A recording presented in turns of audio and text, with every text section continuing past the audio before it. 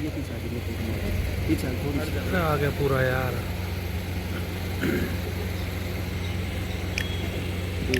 मेरा दिनेश नंबरदार है जी। दिनेश जी, क्या कारण आज मंत्री जी के यहाँ पहुँचे हो? मंत्री जी के पहुंचे हैं जी। हमारे गांव है सोतई, आईएमटी से बिल्कुल लगा हुआ गांव है, जिसमें ये डंपिंग यार्ड लेके जा रहे हैं। अच्छा, कितनी दिक्कत है उनके डंपिंग यार्ड से? क्या थी? सारी दिक्कतें जी साइड में उसके में एक तो वो है वाटिका, पब्लिक स्कूल भी है एक।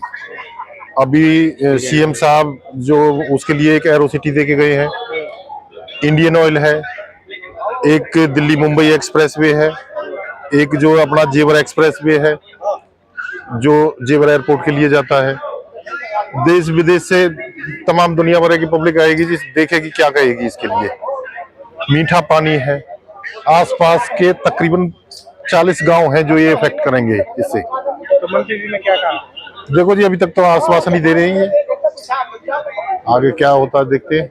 अभी तक तो सिर्फ अभी देख रहे हैं क्या होगा, उसके बाद में नहीं रुकता है तो फिर अपना आंदोलन शुरू करेंगे। हम आंदोलन चालू करेंगे, लगने तो नहीं, लोग लगने नहीं देंगे भाई, लगने नहीं हमारी देंगे जान जाए। गांव की सरदारी आई है और एक मांग रखी है कि एक डंपिंग यार्ड जो गांव सोतई में बन रहा है उसके लिए कि भाई ये यहाँ पर ना बने, और एक ज्ञापन भी सभी ग्रामवासियों ने दिया है।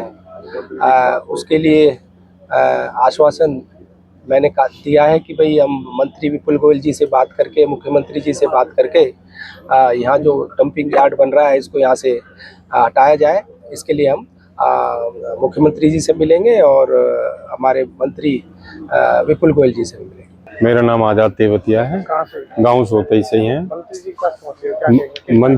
मंत्री जी के पास पहुंचे हैं। अभी हमारे यहाँ डंपिंग यार्ड बन रहा है एक आईएमटी के नजदीक, जो 2 साल पहले भी एक बना था, जिसको पहले रोक दिया था। अभी दोबारा से वो नगर निगम ने उसको अल्टीमेट दिया है हमारे गाँव को कि भाई यहाँ डंपिंग यार्ड बनेगा। उसके ठेके वेके भी छूट गए बाउंड्री के और उसके, तो उसके विरोध में हम मंत्री जी को ज्ञापन देने आए और मंत्री जी ने आश्वासन दिया है कि भाई हम इसमें आपकी हेल्प करेंगे और मुख्यमंत्री तक ये बात पहुंचाएंगे और इसको रोकेंगे डंपिंग यार्ड को।